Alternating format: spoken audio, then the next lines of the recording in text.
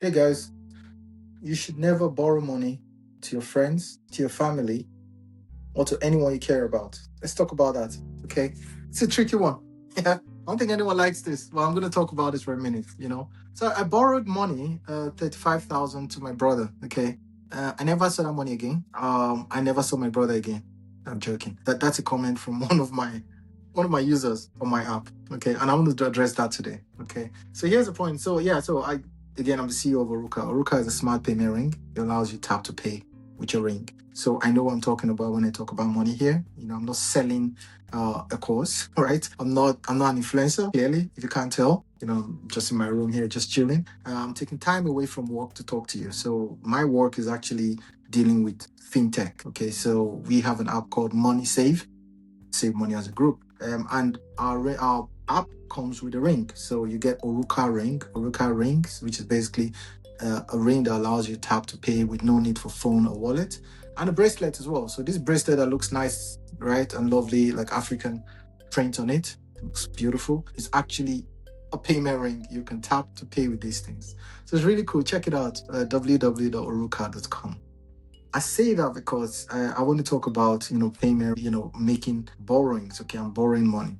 Okay, so I've been in banking for about 20 years, but I want to focus on the last bank I was in, which was in Switzerland, right? In Switzerland, specifically in terms of stats, 41%, it came up last time, 41% of the country, right, borrow money.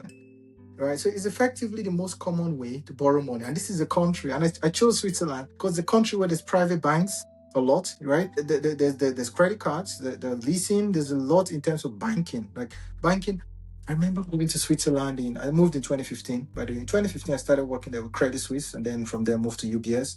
Credit Suisse are dead now, which is crazy. And I tried my best. So I worked as a consultant for them, specifically to avoid this, or if things went wrong, how to decipher the different sections of the bank and save the Swiss bank. The Swiss bank was saved, thankfully. I don't think we planned for that. And we need to talk about that. I'll have a whole video on that one. But anyway, that worked out well because when the bank died, they were able to sell the Swiss side of things to UBS. But the point I'm trying to make is this is a country of bankers that they can borrow. They can walk into a bank and borrow money easily, more easier than other countries. But most people go to family and friends. It's the most common form of borrowing, right? Ahead of bank loans. So bank loans you can do it, but most people go to family and friends first. It's a lot of private banks, wealth management, bank secrecy, the whole lot, but hardly, right?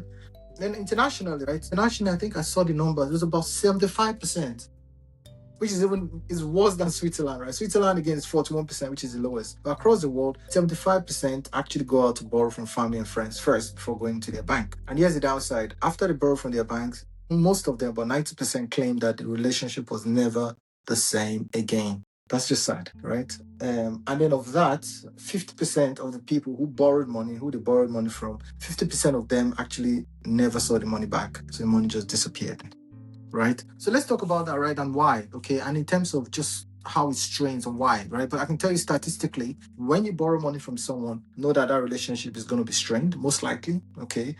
It's going to be definitely not going to be the same again. And 9 times out of 10, right? If you're going to pay money back, what usually happens is, again, I can tell you from lending, right, from pure borrowing, I'm not going to call significant amount, but it's about 20% of people default, and that's for like where their credit rating is going to have a hit, where that they could repossess the car or the house, right? You just can't do it. Then how about friends and family that you talk to? That's a problem, right? I think the point is, if you ask me, again, I want to talk about both sides. Right? Well, number one is, and that's just my advice, okay? And I'm not saying this as, someone who's, again, a fintech app or giving you financial advice. Just talking about just common sense, right, guys, please. So if you're on the side where you're borrowing from family and friends, think of it as borrowing from a bank, but better because it doesn't impact your credit rating. But take it very seriously. So what that means then is if you borrow money from family and friends, make sure you return it back. And I know friends and families that have no issues borrowing to their friends and family. Why? Specific friends and family, okay? So they have friends and family that they borrow to. And I can tell you generally, if you've got 5, 10 people that you can borrow money to, you're always going to borrow to the same 2 or 3, very low, 2 or 3 people. Because those 2 or 3 people will always pay you back. The others, you just know you'll never see it back, which is not good. So what you want to do is make sure you're on the 2 or 3 people space. Okay, so it's a very low percentage, but please, guys, try and take it seriously. Okay, if you learn nothing from this video, when you borrow money from family and friends, try and pay it back, and that's important. I'm not just saying that from someone who's, again, who's got a startup. So as a startup, I can tell you, again, startup guys were worst on this because we have to get money from family and friends, right? In fact, I think, yeah, so I use my money on this app, but in terms of support, I got support from family and friends. So I've got friends. One of my good friends actually came up and said, "Hey, I'm gonna give you X amount. I don't want to put him to shame, but I'm gonna give you X amount if you match it." So I put some money, and he matched exactly how much I put in to start this, which is crazy, right? But if you look about it, then that puts some pressure on me to make sure I don't lose that money. That's why I'm here, by the way, right? So when anyone invests in me, I make sure that we don't lose that money. I can talk on YouTube till tomorrow and make sure that we sell in as many. Actually, we're in 55 countries, which is a lot, but we'll continue to carry on. And you can never see me. I remember talking to my wife on this as well, and she went, actually, maybe you should go back to banking. I said, yeah, maybe I should. But how about the three people actually? How about the three people that invested in me because they saw the potential in this?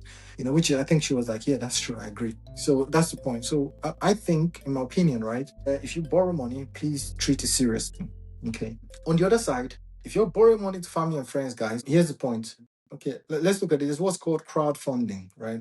Crowdfunding means that you actually borrow money or you give money away for nothing, right? And that's what crowdfunding is. So I think we need to think of it as crowdfunding. Because crowdfunding, you don't know who's on the back of it, okay? But all you know is that you're borrowing money to someone for a good cause, okay? And usually what happens is the person tells you, hey, the kid is going through this, or the man is going through this, the family is going through this, and they're suffering, and you go ahead and you support them financially because you want to help them out, okay? If you do that, then that's the same thing as borrowing money to your family and friends, because in this case, you actually know the person. So it's true, the person can come around and just say, hey, blah, blah, blah. Yeah, I'll pay you back. I'll pay you back. I promise I will. No, the best way to treat that, not to ruin that relationship, okay, is to treat it as just a gift. If you treat it as a gift, I can tell you, you're going to feel much better. It's not going to ruin the friendship, okay, because you just take it as a gift. But what that also means is that you're not going to give the person your last money, okay? So if the person says to you, hey, I really need to pay for something, and your last money is $5,000. Please don't give the person $5,000 because, like I say, treat it as crowdfunding. If you treat it as crowdfunding, that means you're going to give the person maybe $1,000. You keep $4,000 to yourself, so you can live your life. You can pay what you need to pay your credit card, pay your own thing. Because there's nothing more silly than you giving the person for the $5,000 you have, and now 2 of you are stuck. Because now the person has paid what he needs to pay and can't pay you back because he's stuck, and now you're stuck, and then 2 of you get angry at each other, which is the psychology of what's going on here. So borrowing money to family and friends is basically 2 people who are stuck, right? People get angry and go, he hasn't paid me back. Well, he hasn't paid you back because he doesn't have the money. Even though you see the person eating, right? I've seen that already. There's a joke, honestly, there's a joke on Instagram the other day, which I burst into laughter when he went, hey, this guy is owing me money and he's eating. He's allowed to eat. He's supposed to eat. He can eat. But the annoyance is the fact that he should pay you first before eating. Or maybe it should actually be the other way. Maybe you shouldn't have lent them your last money. That's why I hope this video tells you then. Okay, so guys, please, on the one hand, if you're borrowing money from family and friends, just to summarize, if you're borrowing money from family and friends, please make sure you pay back. If you're borrowing money or lending money to friends and family, please make sure you treat it as crowdfunding. Expect not to get the money back. Treat it as an investment, which is good, as an investment on the relationship. Or crowdfunding, where you're giving money for a cause. In this place, you actually know who the person is. You can see the person has come to you to beg, right? To ask. In that case, treat it as crowdfunding and only give what you can afford to lose, not what you need to pay, okay? And then from there, the person pays you back, or well and good. If the person doesn't pay you back, mark it, and you don't borrow the person next time. As simple as that. So that's it, guys. Money is a problem, in my opinion. It can make or break friendship, okay? But then again, like I said, it's not always about the money. I repeat, I say that always and always. Money doesn't solve everything, even though it's there. But when you have it, you look for the next thing. Relationships are more important. So let's not ruin it over money, okay? Whether you're borrowing or you're lending, just treat it as something important, okay? So that's it for now. I'm going to stop for there now, so I don't ramble on too much. I have to get back to work to my customers. If you have not ordered it yet, order it orukka.com. www.orukka.com. Tap to pay with your ring and leave your phone and wallet at home. Orukka gang. Take care.